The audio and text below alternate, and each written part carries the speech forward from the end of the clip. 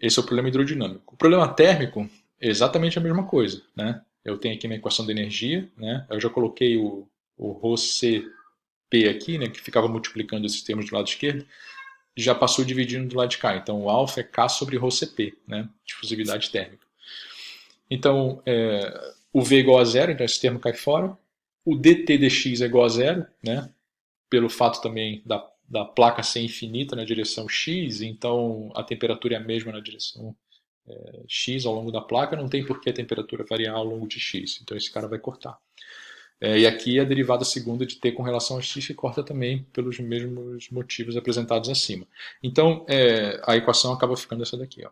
dt de tempo é igual a alfa d2t dy2, com as condições de contorno, condição inicial de em t igual a zero, temperatura igual a TI, em y igual a zero, temperatura igual a TS, e y indo para infinito, a temperatura igual a TI. Tá? Então os dois problemas são análogos. Tá?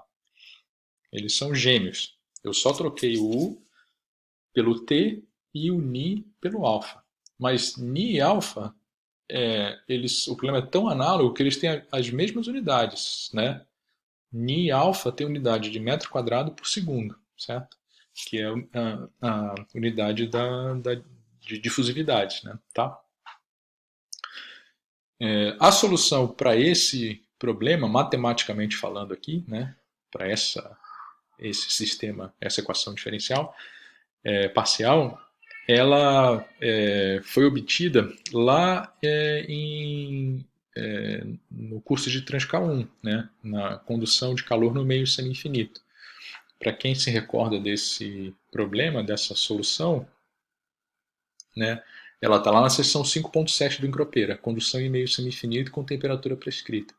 Né? Ela na verdade seria essa a solução que está lá, né, para a temperatura, mas a velocidade é análoga, ela o perfil de temperatura calculado em termos da função erro integral de Gauss, que é a função f. Tá? Então, não cabe aqui a gente ir atrás dessa solução e apresentar a dedução dessa solução, né? Mas a função f, função erro, ela é uma função usada em estatística aí, né? E ela tem um comportamento apresentado aqui, ó, tá? Então, o f de x, né? X aqui é o argumento. Então, à medida que o argumento aumenta de zero até infinito, né? A função erro integral, ela tem esse comportamento aqui, ou seja, o f de zero é zero, né? F de infinito é 1, né? E dois pontos peculiares aqui. F de 2 é quase que exatamente 0,995, ou seja, 99,5%. E F de 3, um pouquinho mais de 3 ali, está quase chegando no 1, tá? Ok? Então, o que eu quero dizer com isso, né? Eu quero dizer que, por exemplo, olhando ali para o perfil de velocidades, né? Se eu defino a espessura da minha camada limite como um decaimento de 99,5%, né? Se eu defino, se a velocidade, por exemplo, decaiu do valor de v, que era o valor y igual a zero, até 99,5% daquele valor, né? Ou seja, 0,5% do valor da velocidade, é ali que eu defino onde está a espessura da camada limite. Ou seja, dali para frente eu digo que esse 0,5% não é nada, e dali para cima é como se ela não tivesse perturbado. Tá? Então, a espessura da camada limite ela é definida como o y em que houve um decaimento de 99,5%. De modo que, como a minha função é u, né, a velocidade com que a placa é puxada, menos o perfil sobre u, né, significa que esse argumento aqui, ó, da função erro, é igual a 2, certo? Porque é justamente f de 2 que vale 0,995, tá? Ou seja,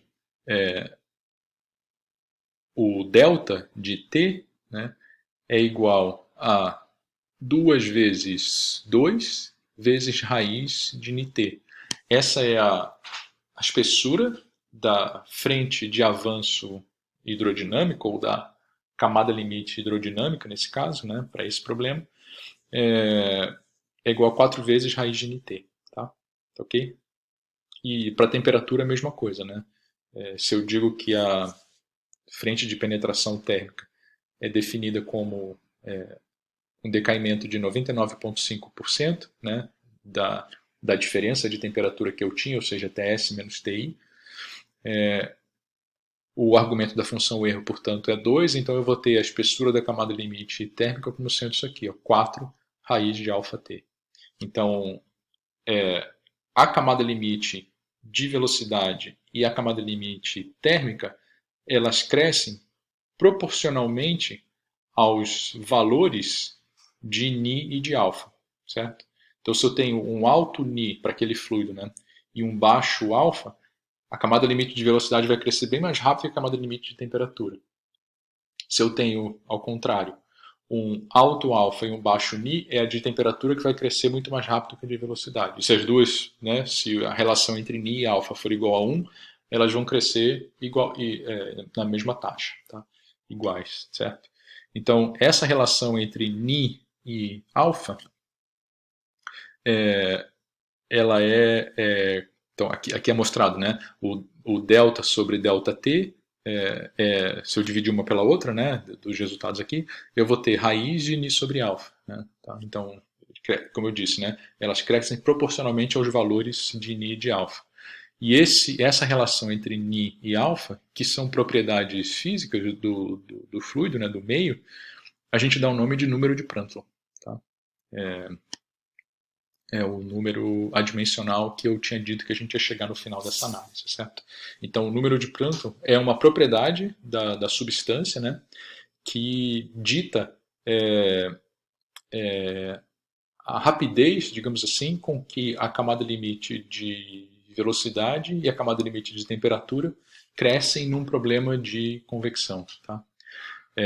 Nesse nosso primeiro problema de Stokes aqui, ele não é exatamente o problema de camada limite como a gente costumou ver até aqui, né?